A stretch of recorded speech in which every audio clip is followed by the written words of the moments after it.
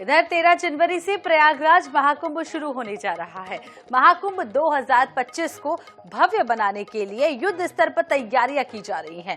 मुख्यमंत्री योगी आदित्यनाथ लगातार इस आयोजन की तैयारी की जानकारी ले रहे हैं। महाकुंभ 4000 हेक्टेयर में बसाया गया है। इसके अलावा 1900 हेक्टेयर में पार्किंग विकसित की जा रही है। साथ ही एआई कैमरे, ड्रोन से महाकुंभ की निगरानी भी होगी। तो 30 पंटून पुल और 25 सेक्टर में यह पूरा मेला बसाया जा रहा है। महाकुंभ में कुल 9 पक्के घाट हैं, जिनमें से 3 पुराने और 6 नए पक्के घाट बनाए गए हैं। वहीं सभी मंदिरों का विकास कार्य भी कराया जा रहा है। तो महाकुंभ की तैयारियां लगातार तेज हो गई हैं। 13 जनवरी वो तारीख है जब महाकुंभ की शुरुआत होगी, जिसको लेकर खुद मुख्यमंत्री योगी आदित्यनाथ चप्पे चप्पे पर नजर करे हुए हैं। तो मोहम्मद आमिर प्रयागराज संवाददाता ज्यादा जानकारी के साथ हमारे लिए जुड़ चुके हैं।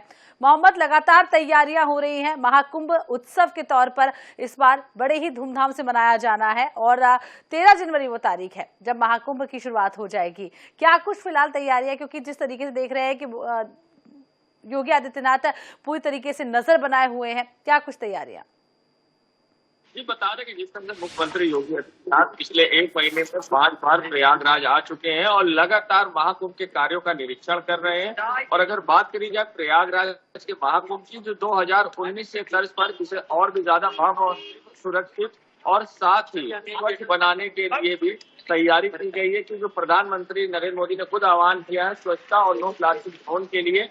और महाकुंभ को पूरी तरह से नो प्लास्टिक जोन बनाया गया है। हम अपने कैमरा पर्सन श्यामू से कहेंगे, सहयोगी से, कि पूरा दिखाए आपको, अपने दर्शकों को, कि यहाँ पर जो देखिए 25 सेक्टर में जो पूरे मेले को बसाया गया है, उसमें 30 पार्टून पुल बना दिए गए हैं और चप्पे चप्पे पुलिस को तैनात किया गया है। 30 पार्टून पुल बन के जहाँ तैयार हो गए, तो यहाँ पर भी हम जिस एरिया में खड़े हैं, ये सेक्टर 20 है, जहाँ पर सभी अखाड़ों के शिविर हैं, जहाँ अब अखाड़े छावनी प्रवेश करते हुए अखाड़े पहुंच रहे हैं। जैसे कि पहले जूने अखाड़े ने छावनी प्रवेश किया था, फिर आवाहन अखाड़े ने छावनी प्रवेश किया था, और जिसके बाद श्री पंच 10 नाम अटल अखाड़े ने भी छावनी प्रवेश किया था, और आज महानिर्वाणी अखाड़ा भी जहां छावनी प्रवेश कर रहा है। इस तरह से अखाड़े शिविर में पहुंच रहे हैं और पूरी तरह से भव्य और दिव्य होगा महाकुंभ, क्योंकि 13 तारीख को पौष पूर्णिमा के स्नान से ये स्नान पर्व शुरू होगा और 14 तारीख को मकर संक्रांति यानी कि जो स्नान होगा वो शाही पहला अमृत स्नान होगा, जिसे अब शाही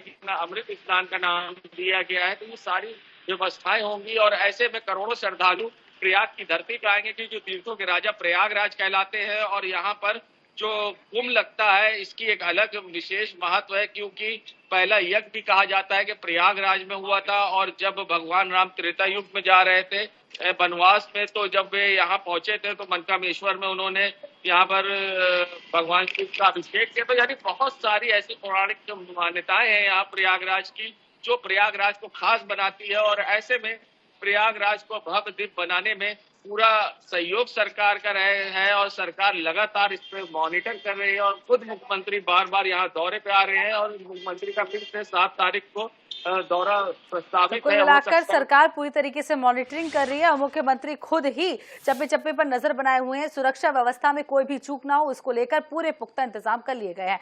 बहुत बहुत शुक्रिया आपका हमें तमाम जानकारी देने के लिए। तो आपको बता दें कि 13 जनवरी से महाकुंभ की शुरुआत होने जा रही है और प्रयागराज में एक बड़ा उत्सव होने जा रहा है। तो